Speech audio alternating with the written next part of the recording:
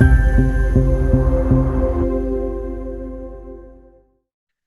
Ronan here. I'm a Solutions Engineering Manager with SmartBear. Today, I'd like to introduce you to our new video series, Reaching the Podium.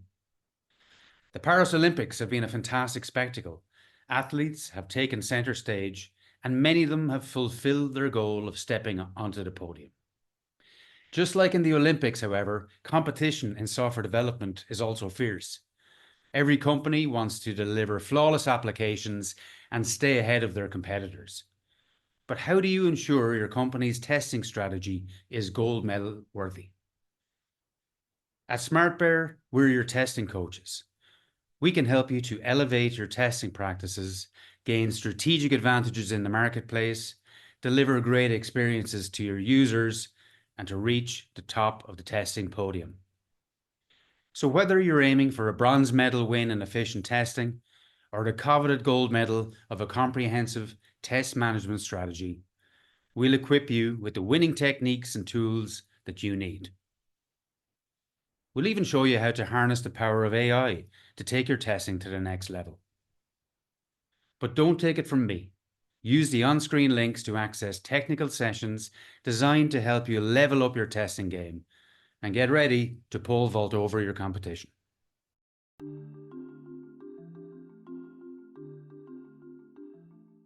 Hi, I'm Shane Begley, a Solutions Engineer at SmartBear. In the following Reaching the Podium video, I'll be taking you through the steps to help you achieve the bronze level. I'll be looking at a number of testing scenarios and showing you how we can automate these using the record and playback functionality within TestComplete. I'll then show you how we can add checkpoints, validations to this test to ensure the test is passing successfully. We're looking into the AI features that are available within TestComplete, such as Self-Healing and OCR. To close the bronze level video, we'll look at the execution plan. We'll create a project which you can run locally or as part of your CI/CD pipeline. Thanks for watching and happy testing.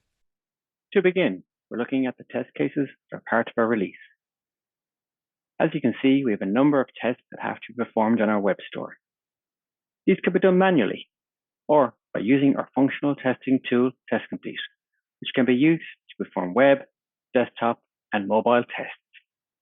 All tests are contained within our project suite, which is divided into a number of folders. For example, all the keyword tests that are recorded are stored in our keyword test repository. To record a keyword test, we can select any of the record options, and this will open up the TestComplete widget. We're now going to begin recording and navigate to our web store. We're going to search for our product. As we navigate around the screen, you're going to see a red box appearing on the objects. This is TestComplete capturing our actions. We're searching for our phone, clicking on that enter button. Within the widget, we have options to record, pause, stop, and add check or validations. This will open up our checkpoint wizard. Select our text or property field, which is our most popular checkpoint. We're selecting the relevant field, and then we can set a condition against it. First, we get a preview of what we selected, and next we can set what we'd like to validate. Does it contain the field? Does it equal this field? Does it not equal, or does it not contain? We also have more properties which we can enable and validate against these additional fields. For example, IDs or colors. Using our AI functionality, we can add an optical character recognition checkpoint. First, we take a capture of the required area, and we can extract all the text from this area. Once I have my capture, again, I get a preview of that element. Clicking on Next, select OCR, and this will extract all the text from that image. Again, highlighting the relevant field, I can add that checkpoint into my test. Now that all our test steps are captured, they are converted into our keyword test. The test shows all the items that we interacted with, all the operations that were performed, all the values that were captured. We also get a description of the test step that was performed. And at the bottom, we have our test visualizer, which has screenshots of all the actions. At the very end of our test, we have our two property checkpoints, which are validating our results. I'm going to click on Run Now and run our test back. TestComplete is going to quickly perform the actions and generate a test log.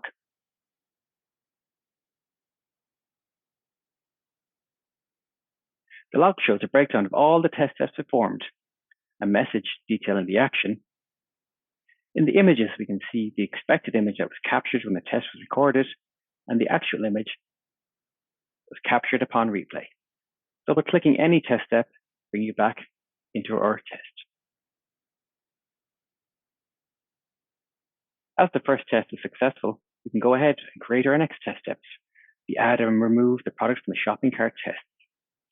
The add to cart test also has a checkpoint to validate that the phone has been added, while our remove test item contains a test step to validate the cart is empty. This is a region checkpoint, one of our image-based ones. We're now going to go ahead and create our project in the execution plan. Selecting a new test item, we can now add in our 3 test steps we want to execute. We can run these in sequence, and using the arrows in the top, we can set the sequence we want to run them in. We can have a count against this project. We can also set a timeout limit. On the right-hand side, we have a number of properties, such as parameters or error messages. We can configure what we'd like to do if we encounter any of the errors. In the parallel device cloud environments, we can scale our test using Bitbar, and this will be covered in a future Podium video. We're now going to run our project, which is now executing our 3 tests. Search for a product, now adding the product to the shopping cart, and also the remove the product from the shopping cart test step. On our last test step, there's been an external change to the remove button. The TestComplete self-healing is now in progress. Using our AI functionality, now I'm going to repair our test step. And this will be shown in our log in a few moments. In our execution summary, we see a breakdown of all the tests. We have the time taken to complete the test run. We have 2 successful tests and 1 warning against the last test. Each test has its own itemized log, showing the validations that have passed. In our final page, we can see the self-healing actions. We can accept the changes and apply the intelligence fix to future tests. This will update our name mapping selectors and future-proof our tests. You've now completed the bronze level video. Thanks for watching. Happy testing.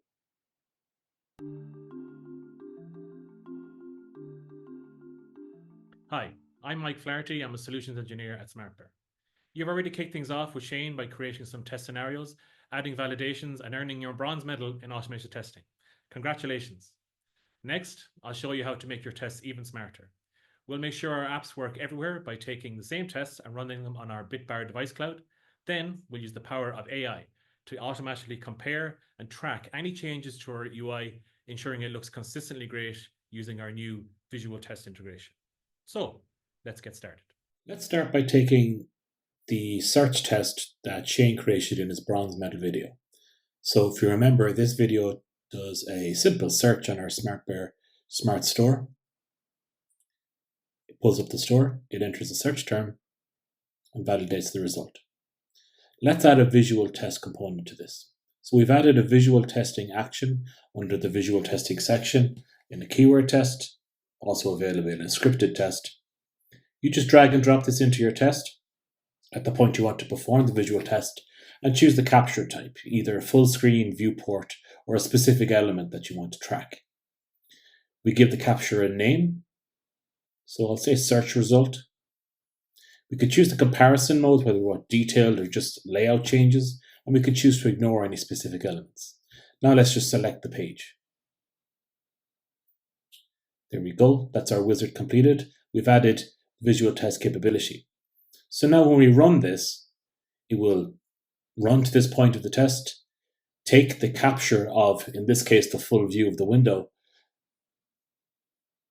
send it to the visual test platform, and the AI engine there will compare it to any previous runs. So here's our log. This time the log has failed because we've configured the checkpoint to fail if there's any comparison differences.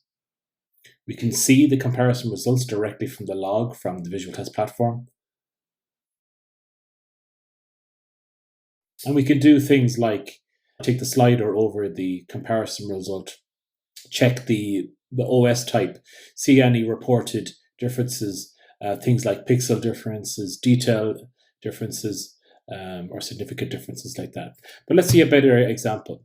Let's change the search result to simulate where the page basically has changed significantly. We're going to search for something that doesn't exist in the Smart Store. We have a significant change in the result now. We can see the comparison failure again. We'll compare this with the previous run. And here's how the AI engine reports the differences. We can see the baseline details versus the target details. We can see things like movement of elements, layout changes. If we have detail turned on, we can see detail changes, things like pixel differences. And we can choose to see that layout or detail view. We can use the different views, so side by side. You can drag and compare our onion skin. And we can leave comments for our colleagues if we need to flag any significant changes. And this is useful because the way a visual test is licensed, we license by the number of captures. So you can add all of your team members who need to work on this. They can log on, they can see the comparisons, they can see any comments that need to be seen or worked on, and they can action those items. We can also click on the link in the report to go directly to the visual test platform and see the same view on visualtest.io. We can share the comparison of the test run directly from here too. And we can view those comments that we added directly through the TestComplete result window. Now, we're halfway to the finish line. Let's see how we can take this test even further by running it not just in our local Chrome browser like I have here, but we could take that URL and change the run browser operation to run on a remote browser, expanding our testing capability further. So let's take this same test with no changes and instead run it on our Bitbar device cloud. I'm going to run it through our EU hub, and I'm going to choose a Mac device to see how this stacks up when I run it on a Safari browser instead. There we have it, no other changes to make. I'll run the same test. Now, instead of running locally, it connects to my remote Bitbar hub, and it runs the same set of steps, but this time on a real Safari browser on a real Mac. So when I log on to bitbar.com, I can see I have one automation test running on the left-hand side. I can go to the result, I can jump in and see the live view if I want to see a test run happening, but I can wait for this to complete and give me the result back in my TestComplete IDE. All right, here's our result. We can see that test capture was successful there also. You can see the other steps which occurred in the test, along with any supporting screenshots.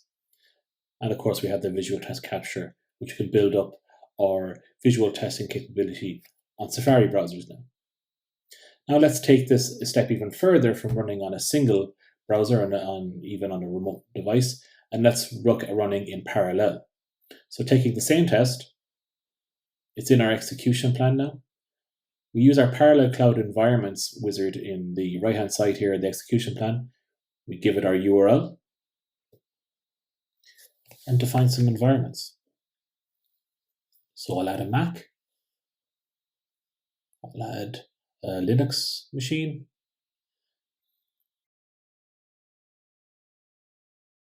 And finally, we'll add let's add a Windows machine running Edge.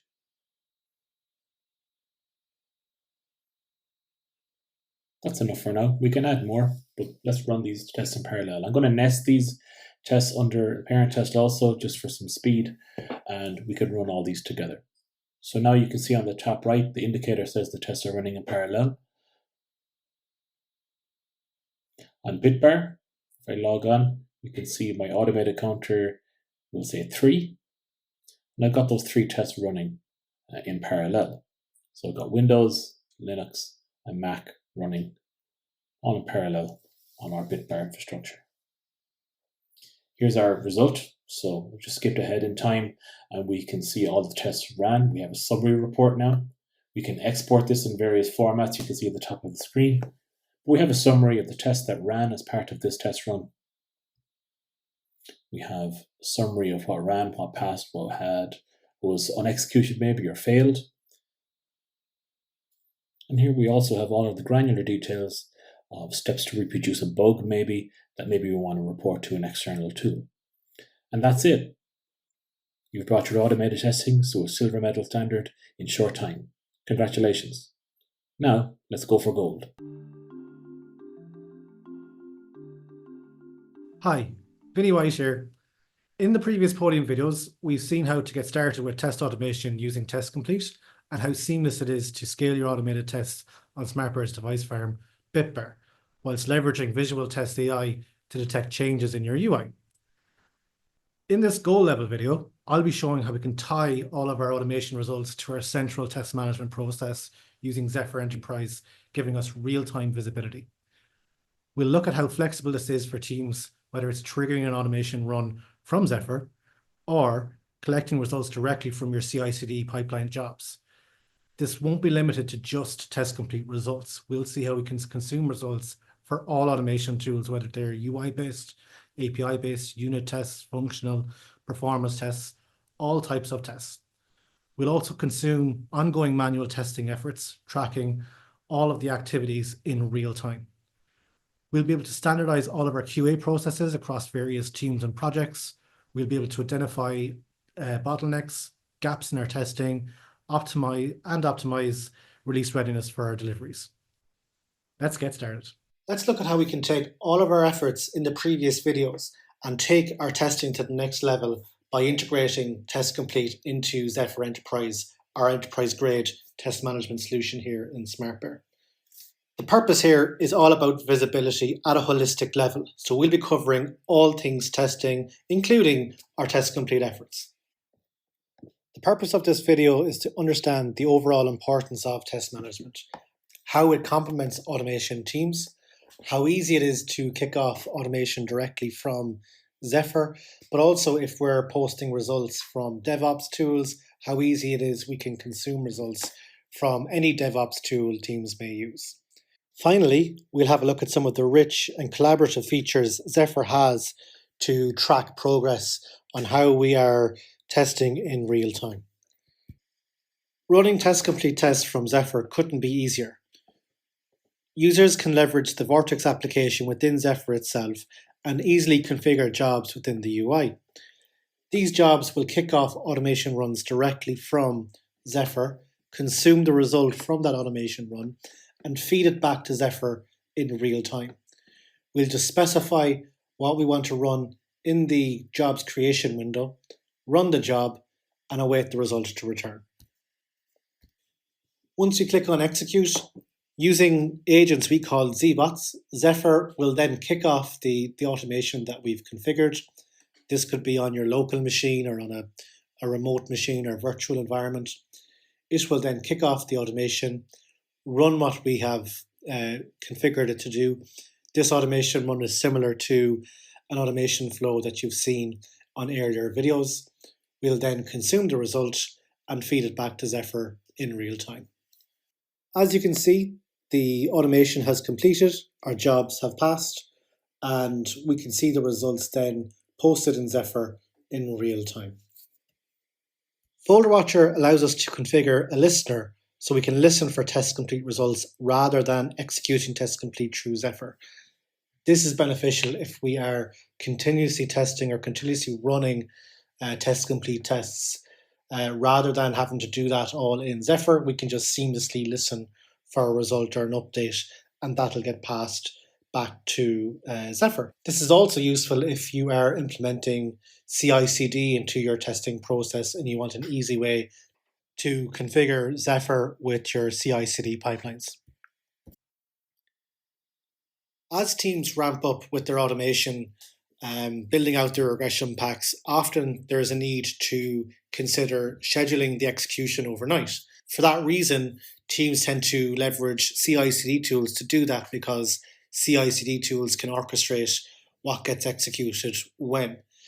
Similarly, CI/CD tools can easily post results to test management tools like Zephyr.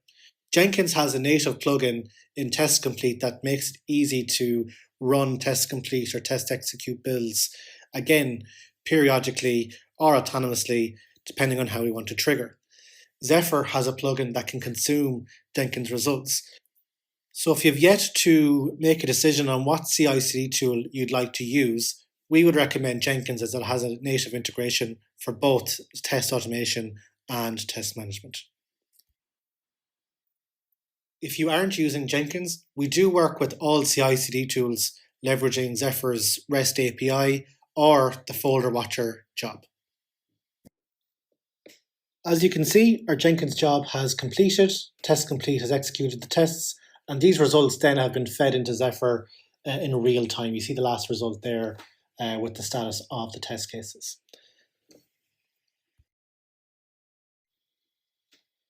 Zephyr isn't only used for TestComplete tests, it can also be used for all types of automation tools, as well as manual testing. At the end of the day, this is reporting on all testing activities. So whether it's unit testing, manual testing, API testing, other automation tools, etc., this can all be fed into the one central test management tool.